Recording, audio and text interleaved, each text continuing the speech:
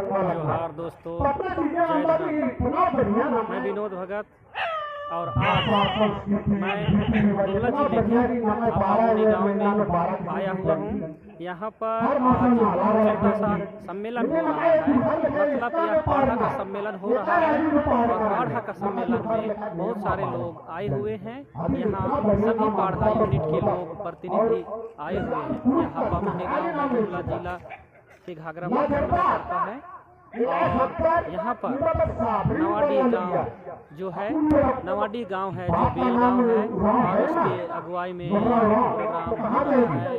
सभी पाढ़ा के समुदाय के लोग यहाँ पर उपस्थित हैं। तो चलिए कुछ देखने का प्रयास करते हैं यहाँ पर। माननीय पूर्व विधायक देव कुमार धान ने क्या कहा, उसे चलो देखते हैं। कोटवार और इस पाढ़ा सम्मेलन में आए हमारे को जिला संयोजक, प्रदेश संयोजक विनोद भगत जी, हौदा जी, कार्तिक जी और हम लोगों के चैतन जी, जयप्रकाश राव जी, प्रमुख साहिबा, हमारे बिशनपुर से आए हुए तमाम साथी, उपस्थित भाई और बहनों, नौजवान साथियों, सभी को जय धर्म, जय जोहार। आज हम लोग आपामुनी गांव में ये पाढ़ा का सम्मेलन कर रहे हैं और इस पाढ़ा का सम्मेलन का उद्देश्य ये है कि हमारी जो व्यवस्था है, पारंपरिक व्यवस्था है, इसको हम कैसे सशक्त करें और हम आदिवासियों की रक्षा कैसे करें। ये मुख्य रूप से उद्देश्य ये है। ये 7 गांव का ये पाढ़ा है, लेकिन मुख्य रूप से हमको लगता है कि आपामुनी गांव के लोग ही अधिकतर हैं और इसमें पता नहीं आपको नवडीहा के कितने लोग हैं, तो हाथ उठाएंगे। नवडीहा के 3-4 लोग हैं। खटगा के दीवान गांव है 0, चाची के 0, गुठवा 0, गंभरिया 0, मोहगांव 0। तो ये पाढ़ा नहीं हो सकता। पाढ़ा का मतलब सकते हैं, इसको तो हम ग्राम सभा कर सकते। क्योंकि देखिए हम लोग पाढ़ा का सम्मेलन में बहुत जगह जा रहे हैं, लातेहार से लेकर मनिका से लेकर तमाम जगहों पर, लेकिन हम लोग देख रहे हैं कि हमारा समाज जिसे संचालित होता था पाढ़ा से, वो बहुत ही कमजोर स्थिति में है। इसका कारण बहुत सारे हमारे साथी लोग बता रहे हैं, लेकिन हम मूल बातों पर हम आते हैं कि हम लोगों का उद्देश्य क्या है, हम लोग करना क्या चाहते हैं। हमारा मुख्य रूप से हम लोगों का उद्देश्य है कि आदिवासियत की रक्षा करना। हम आदिवासियत किसको मानते हैं? हम आदिवासियत मानते हैं आदिवासियों के लिए जमीन। अगर जमीन है तो आदिवासी समाज जीवित है, और जमीन नहीं तो जिस तरह से मछली बगैर पानी के जिंदा नहीं रह सकती, उसी तरह से आदिवासी समाज खत्म हो जाता है, क्योंकि उसका जीने का दूसरा कोई आधार नहीं दिखता, क्योंकि अपना व्यापार करते हैं, ना ही कुछ करते हैं। लेकिन आज सीएनटी कानून होने के बाद हमारा धार्मिक जमीन भी लूटा जा रहा है, सामाजिक जमीन भी लूटा जा रहा है, धर्म स्थल भी लूटा जा रहा है, हमारा सरना मसला तक लूटा जा रहा है, और हमारा रेती जमीन का तो बात ही मत करिए, अभी सादा कागज में बिक रहा है। इसको हम कैसे बचाएं? गांव के गरमजरुआ जमीन को हम कैसे बचाएं? ये हमारा लक्ष्य है। हमारा धर्म की हम रक्षा कैसे करें? क्योंकि अगर हम देखेंगे 2011 की जनसंख्या के अनुसार, तो हम यहाँ 86 लाख लोग हैं, उसमें 41 लाख लोग हम लोग सरना लिखे, 32 लाख लोग हम हिंदू धर्म लिखे, 13 लाख लोग हम ईसाई धर्म लिखे हैं, 18,000 लोग मुसलमान हो गए, 3,000 लोग बौद्ध हो गए, 1,000 लोग सिख हो गए, 500 लोग जैन हो गए। तो धर्म का भी स्थिति आपका ठीक नहीं है। संस्कृति जो किसी भी समुदाय के लिए सबसे महत्वपूर्ण स्थान रखता है, अगर संस्कृति खत्म तो वो समाज खत्म। आज निश्चित रूप से हम हिंदू संस्कृति अपना रहे हैं, ईसाई संस्कृति अपना रहे हैं, मुस्लिम संस्कृति को अपना रहे हैं और अपना आदिवासी संस्कृति को छोड़ रहे हैं। हम कैसे अपनी मूल संस्कृति को बचाएंगे, ये हमारा उद्देश्य है। भाषा के बारे में हम कह सकते हैं कि 2011 की जनगणना जो आंकड़े बताते हैं कि 40% लोग कुड़ुक भाषा छोड़ चुके हैं। 2021 की जनगणना में हम कह सकते हैं कि 50% लोग कुड़ुक भाषा छोड़ चुके हैं। इसको हम कैसे बचाएं, ये महत्वपूर्ण बात है। आज पढ़ा स्वशासन जो समाज को संचालित करने के लिए बहुत बड़ा व्यवस्था है, ये भी बहुत ही जीर्ण शीर्ण अवस्था में है। इस पढ़ा व्यवस्था को कैसे सशक्त किया जाए, ये बड़ा चुनौती है। आज हमारे बेटी बहन के साथ आए दिन बलात्कार हो रहा है, दूसरे समाज के साथ बलात्कार नहीं हो रहा। इसको हम कैसे रोकें, ये हमारा मुख्य रूप से उद्देश्य है। हम आज वर्तमान समय के लिए हम लोग 3 चीजें और इसमें जोड़ना चाहते हैं कि हम शिक्षा के क्षेत्र में हमारा समाज आगे कैसे बढ़ेगा। क्योंकि सरकारी स्कूल होने के बाद भी जहां ईसाई है, ईसाई स्कूल खोल रहा है, जहां हिंदू लोग हैं, आरएसएस के लोग हैं, एक से एक स्कूल खोल रहे हैं, जहां मुसलमान हैं मस्जिद बना रहा है और मदरसा बना रहा है, लेकिन हमारा स्कूल देखने के लिए नहीं मिलता। हम सरकारी स्कूल के भरोसे हैं। क्या सरकारी स्कूल में ईसाई, मुस्लिम और हिंदू को मना किया जा रहा है? वो क्यों सरकारी स्कूल रहते हुए खोल रहा है अपना स्कूल? इसको भी हमको सोचना चाहिए। आज हमको आर्थिक विकास के लिए काम करना पड़ेगा, क्योंकि बिना आर्थिक विकास के कुछ भी नहीं हो सकता। ये मोबाइल है तो बिना पैसा का ये नहीं बोलेगा, गाड़ी है पेट्रोल चाहिए, स्कूल है बिना फीस दिए स्कूल, बीमार है बिना पैसा का डॉक्टर या दवाई नहीं मिलेगी। इस तरह से आर्थिक रूप से हम बहुत कमजोर हैं, क्योंकि पैसा कमाने का हम काम ही नहीं करते, पारंपरिक खेती करते हैं और साल भर का किसी तरह अनाज होता है, हम जो है उसी पर जीवन बसर करते हैं। आज झारखंड सरकार की एक रिपोर्ट है कि 80% महिलाओं में खून का कमी, क्योंकि उसको पौष्टिक आहार नहीं मिल रहा। 80% बच्चे में नाटेपन का शिकार हो रहा है, वो बच्चे को पौष्टिक आहार नहीं मिल रहा, हम नाटेपन की शिकार हैं। तो हमारा नाम आज जमीन सही सुरक्षित है, न धर्म सुरक्षित है, न संस्कृति सुरक्षित है, न हमारा भाषा सुरक्षित है, न हमारा स्वशासन पाड़ा व्यवस्था सुरक्षित है, न हमारा बेटी बहन सुरक्षित है, न हमारे पास शिक्षा है, न हम आर्थिक विकास सही है, न स्वास्थ्य है। तो इस पर हमको गंभीरता से विचार करना चाहिए और इसको आगे बढ़ने के लिए हमको काम करना चाहिए। क्योंकि हमारा CN रहते जमीन लुटा रहा है। 1951 तक हमारा धर्म कोड था, 61 से हटा दिया गया। 5th शेड्यूल को 26 जनवरी 1950 के बाद कमजोर कर दिया गया। इस तरह से बहुत सारी चीजें हैं जिस पर हमको गंभीरता से बात करना चाहिए और चिंतन करना चाहिए।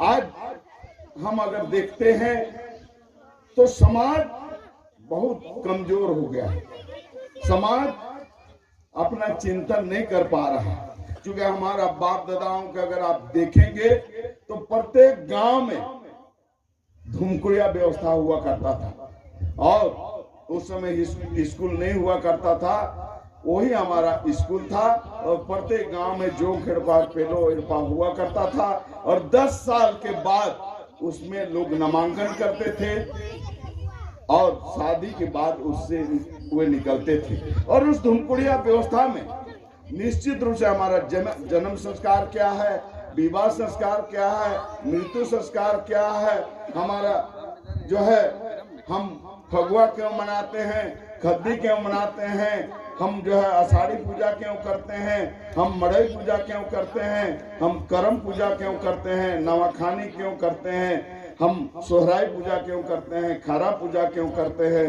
भाई भीख क्यों करते हैं। इस तरह सारे चीजों को बताया जाता था। और हम डंडा कटना क्यों करते हैं, हमारा सिंधु घाटी की सभ्यता का क्या कहानी है, रोहतासगढ़ का क्या कहानी है, हमारा जो है विशु सिंद्रा का क्या कंसेप्ट है, जनी शिकार क्या है, वगैरह वगैरह बहुत सारी चीजों को जानकारी दिया जाता था। लेकिन धूमकुड़िया व्यवस्था ध्वस्त होने के बाद निश्चित रूप से हम दूसरे संस्कृति को अपना रहे हैं, दूसरे धर्म को अपना रहे हैं, निश्चित रूप से आदिवासियत खतरे में। तो इसको कैसे बचाया जाए, ये बहुत गंभीर विषय है। जमीन बचाने के लिए कानून है, लेकिन वो जमीन हमने वो कानून नहीं बचा पा रहा है, क्योंकि हम ही खुद जमीन बेचना चाह रहे हैं। अगर वीर बुद्ध भगत का आप इतिहास देखेंगे तो जमीन के लिए लड़ा 1831-32 में, फोटो को देखेंगे 37-38 में तो उन्होंने जमीन के लिए लड़ा। 55-56 का हुल दिवस जो सिद्धू कानू जमीन के लिए लड़ा। अगर हम 58-59 का हम देखेंगे 1800 हम निलंबर पीतंबर का, तो वे भी आंदोलन जमीन के था। बिरसा का भी आंदोलन 1895 से 1900 जो था आंदोलन जमीन के लिए था। लेकिन आज जमीन हमारे लिए खरीद बिक्री का वस्तु बन गया है, लेकिन हमारे पूर्वज उसको जीने का संसाधन के रूप में देखा करते थे और उसको आज बचा के रखे। लेकिन हम आज उसको नहीं बचा पा रहे हैं। तो इसलिए हम लोग ये चाहते हैं कि भाई हम शिक्षा के क्षेत्र में भी काम करें कि कम से कम प्रत्येक प्रखंड स्तर पर एक कुड़ुक इंग्लिश मीडियम हो, क्योंकि अपने समाज को बचाने के लिए हमको कुड़ुक जानना जरूरी है।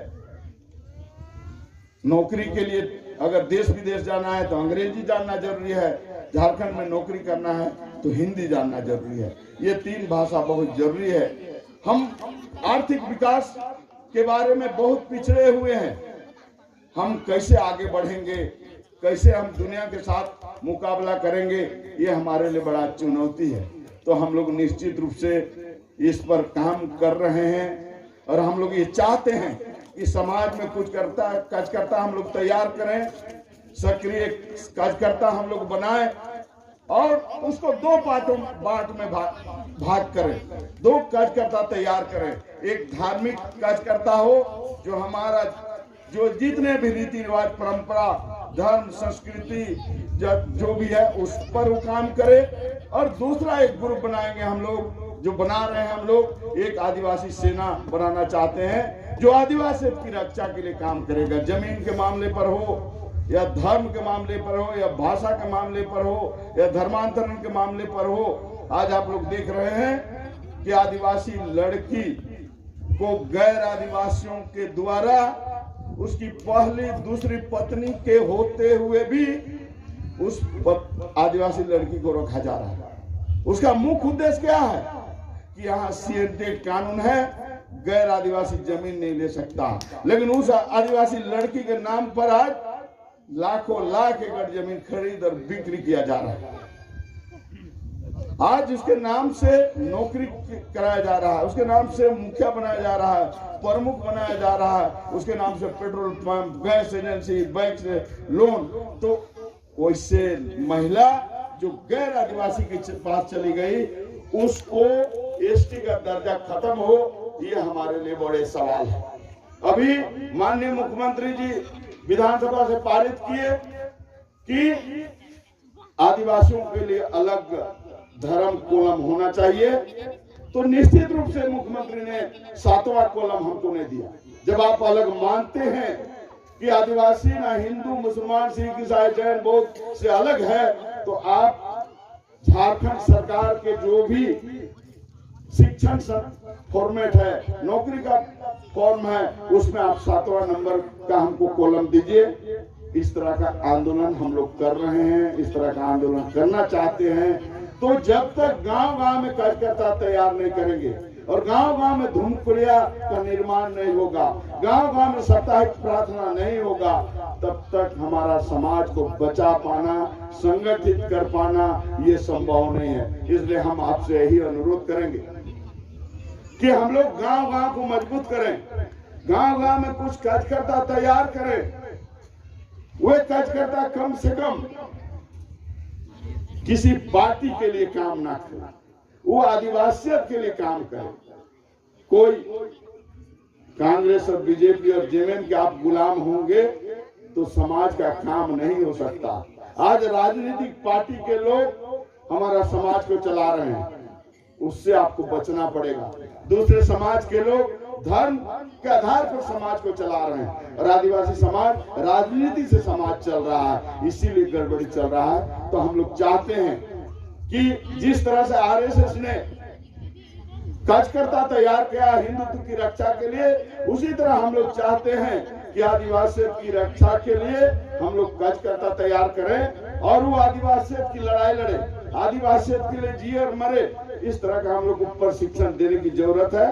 और हम लोग निश्चित रूप से रांची के क्षेत्रों में हम लोग जमीन का लड़ाई, जैसे विनोद भाई बोल रहे थे कि वीर बुद्ध भगत का जो स्मारक स्थल में 20 एकड़ में एकलव्य विद्यालय बना रहा था, उसको हम लोगों ने निश्चित रूप से वहां से भगाने का काम किया। अभी 47 एकड़ जमीन हम लोग अभी तुरंत बचाए, 4 एकड़ जमीन बढ़ैया में तुरंत बचाए। इस तरह से दर्जनों घटना है और लगभग हम लोगों ने 2-3 महीना में करीब 100 एकड़ जमीन हम लोग सुरक्षित किए हैं। जो आदिवासी कमजोर आदिवासी का जमीन को लूट रहा था, अभी हम लोग धर्मांतरण जो हुआ था कुछ हम लोग वापसी किए हैं, जो ईसाई था कुछ हिंदू बना है। इस तरह से हम लोगों ने काम शुरू किया है। हम लोग कुरुग इंग्लिश मीडियम, अभी हम लोग कुर्गी में 21 बड़ा उच्च विद्यालय को हम लोग उच्च स्तरीय स्कूल जो है हम लोग शुरुआत करने जा रहे हैं। और हम लोग अभी 17 एकड़ जमीन आश्रम निर्माण के लिए हम लोगों ने तय किया है।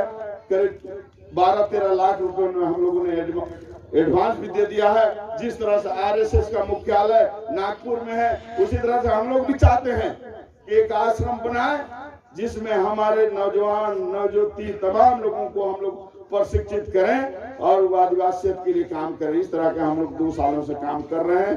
तो हम आपसे यही अनुरोध करेंगे कि हम लोगों को कार्यकर्ता तैयार करना पड़ेगा।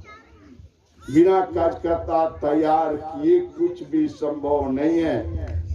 आप गुमला में देखें, रांची में देखें, लोहरदगा में देखें, तमाम जगहों में देखेंगे कि संगठनों की संख्या 50 से कम नहीं मिलेगा। लेकिन किसी भी संगठन की उपलब्धि पर आप पूछेंगे कि कितने जमीन आपने बचाया, कोई संगठन जवाब नहीं दे सकता। कितना धर्मांतरण आपने रोका, नहीं बता सकता। संस्कृति को बचाने के लिए आपने क्या किया, नहीं बता सकता है। भाषा को बचाने के लिए आपने क्या किया, नहीं बता सकता है। कितने बलात्कार जैसे घटना पर आपने कार्रवाई किया, नहीं बता सकता है। कितना आपने स्कूल खोला, नहीं बता सकता है। तो हमको भाषण से कुछ नहीं होने वाला है। हमारे को कार्यक्रम पर जाना पड़ेगा और हर संस्था अगर 10-10 एकड़ भी जमीन बचाएगा तो गुमला में 500 जमीन बचेगा, लोहरदगा में बचेगा, रांची में तो 100 संगठन है। तो हमको काम करना पड़ेगा, भाषण से कुछ नहीं होगा। इसलिए हम लोगों ने तय किया है कि हम लोगों को प्रत्येक गांव स्तर पर कार्यकर्ता तैयार करना है, उसको प्रशिक्षित करना है और आदिवासियत की रक्षा के लिए लड़ने के लिए उसको तैयार करना है। हम तो ये कह सकते हैं कि भाई कोरोना से मरने से तो अच्छा हमको समाज के लिए लड़ते लड़ते मरना चाहिए, तभी कुछ हो सकता है। तो इसलिए दोस्तों, आप तमाम लोग से हम यही अनुरोध है, तमाम संगठनों से यही अनुरोध है कि आप लोग जो है आदिवासियों की रक्षा के लिए काम करें और हम लोग मिलजुल कर आदिवासियों को बचाएं। नहीं तो जो स्थिति दिख रहा है कि 1941 में आदिवासी 50% था इस राज्य में और आज 26% बचा है। आपका 28 सीट एमएलए का सीट 22 हो चुका है। 2026 के बाद ये जो परिसीमन होगा 2025 में पुनः आपका सीट 22 रहेगा। 22 तो फाइनल है, 20 होगा कि 18 होगा मैं नहीं बता सकता। तो इसलिए हम लोगों को ये सोचना पड़ेगा कि हम कैसे आगे बढ़े, क्योंकि दुनिया 3 चीजों से चल रही है, इसको हमको समझने की जरूरत है। दुनिया संगठन अगर आपके पास है तो दुनिया को आप प्रभावित कर सकते हैं। अभी उदाहरण है कि किसान का आंदोलन 1 साल तक चला और 56 इंच वाले प्रधानमंत्री का सीना 34 इंच हो गया। किसान के सामने उन्होंने तीनों बिल को वापस किया। ये होता है संगठन। हमारे पास संगठन भी नहीं। दूसरा, अगर इस देश को चला रहा है तो सत्ता चला रहा है। सत्ता मेरे पास नहीं, सत्ता हम तुरंत प्राप्त भी नहीं कर सकते। जो आज एमएलए और एमपी हैं वे पार्टी के प्रति वफादार है। चाहे वो जेएमएम का एमएलए है तो जेएमएम के प्रति वफादार है, कांग्रेस का एमएलए है कांग्रेस के प्रति वफादार है, बीजेपी के एमपी है एमएलए है तो बीजेपी के प्रति वफादार है। वो आपके प्रति वफादार नहीं है। वोट आपसे लेता है लेकिन वफादारी उस पार्टी के लिए करता है। तो सत्ता हमारे पास नहीं है। तीसरा, अगर हमारे पास संगठन नहीं है, सत्ता नहीं है, तो धीरूभाई अंबानी जैसा पैसा होगा तो हम दुनिया को चला सकते हैं। ना ही मेरे पास पैसा है, नहीं मेरे पास सत्ता है, ना मेरे पास संगठन है, कैसे चलेगा? इसीलिए हम नहीं चला पा रहे हैं। इसलिए हम आपसे कहना चाहते हैं कि हमारा एक ही आधार हो सकता है, संगठन। और संगठन हम लोग इतना मजबूत बनाए कि चाहे कोई सरकार रहे वो हमारा जमीन की रक्षा करेगा, हमारा धर्म कोड देगा, हमारा भाषा की रक्षा करेगा, हमारा संस्कृति को बचाने की बात करेगा, हमारे बेटी बहन की रक्षा की बात करेगा, हमारा स्वशासन व्यवस्था को बचाने की बात करेगा, हमारे लिए स्कूल के लिए मदद करेगा, हमारा स्वास्थ्य के लिए ठीक करेगा। आज आप देखिए कि ट्राइबल सब प्लान टीएसपी के लिए करोड़ों रुपया आ रहा है। उसमें सिर्फ टीएसपी का पैसा से हम शिक्षा और उसका आर्थिक विकास के काम कर सकते हैं। लेकिन आज टीएसपी का हमारा पैसा से फ्लाईओवर बन रहा है, रिंग रोड बन रहा है, हम चुप हैं, हमारे एमएलए और एमपी चुप हैं। अरे आप इसको देखना चाहिए कि जो में हमारे आर्थिक विकास के लिए पैसा आ रहा है, हमारा आर्थिक विकास के लिए खर्चा होना चाहिए, हमारा शिक्षा के क्षेत्र में खर्चा होना चाहिए, लेकिन आज दूसरे चीजों में खर्चा हो रहा। इसलिए बहुत सारे मुद्दे हैं जिसके लिए हमको लड़ने की जरूरत है। लेकिन बगैर संगठन के कोई आए कोई परिवर्तन नहीं ला सकता। अगर आप परिवर्तन लाना चाहते हैं, आदिवासियों को बचाना चाहते हैं, आप अपने को सुरक्षित रखना चाहते हैं, तो आपको संगठित होना पड़ेगा और आपको लड़ाई लड़ना पड़ेगा। बिना लड़े क्या वीर बुद्धवगत नहीं लड़ते, सिद्धू कानू नहीं लड़ते, पोटो हो नहीं लड़ते, नीलंबर पीतमन नहीं लड़ते, बिरसा मुंडा नहीं लड़ते, तो क्या सीएए कानून बनता? नहीं बनता। 5वीं अनुसूची मिलता? नहीं मिलता। तो जो भी चीजें आज संविधान में है, यह तमाम चीजें हैं हमारे पूर्वजों का दिया हुआ है। ये गलतफहमी में मत रहिए कि कांग्रेस सरकारों ने दिया है। कांग्रेस सरकारों ने कुछ भी नहीं दिया। तो इसलिए हम लोग बात करेंगे बहुत सारी चीजों पर। इसलिए हम बस यही कहना चाहेंगे कि हम लोग संगठित हों, शिक्षित हों और हम लोग संघर्ष करें। यही रास्ता है और दूसरा कोई रास्ता नहीं है। इसलिए आप संगठित होइए और हम लोग निश्चित रूप से गांव-गांव को मजबूत करिए। और पाढ़ा का भी हम लोग जगह जगह पर हम लोग सम्मेलन कर रहे हैं और हम लोग चाहते हैं कि पाढ़ा भी सशक्त रूप से बने। और जो समाज में जो आज बुराई घुस रहा है, आज हम अपनी जो संस्कृति को छोड़ रहे हैं उसको पाढ़ा के द्वारा हम लोग कंट्रोल करेंगे। क्योंकि आज आप देखिए कि हमारा ये दर्शन है कि दिस्ती चांद में हम शादी करेंगे, नया कारोबार करेंगे, लेकिन आज उराव लोग ठाकुर पंचांग से घटती चांद में भी सारा चीज कर रहा है। इस तरह से बहुत सारे उदाहरण है जो हम अपनी परंपरा और अपनी रीति रिवाज और अपनी संस्कृति को छोड़ रहे हैं। जिस दिन आपकी संस्कृति खत्म छोड़ दीजिएगा, आप सदा के लिए समाप्त हो जाइएगा। तो इसलिए हमको मूल संस्कृति को कैसे हम लोग बचाएंगे, कैसे हम लोग खोजेंगे, इसलिए हम लोग को पाढ़ा को सशक्त करना बहुत जरूरी है। इसलिए आपसे अनुरोध है कि आप आगे आइए, नौजवान लोग आगे आइए और हम लोग वो तमाम लोग जो है मिलके हम लोग समाज की रक्षा के लिए आगे बढ़ें, मिलजुल के काम करें। बहुत बहुत धन्यवाद। तमाम पढ़ा का जिस आयोजन के लिए उसको खास रूप से हम बधाई देते हैं, धन्यवाद देते हैं कि आप यहाँ आने का हम लोगों को मौका दिए, दूसरा कहने का मौका दिए। बहुत बहुत धन्यवाद। सभी को जय धर्म।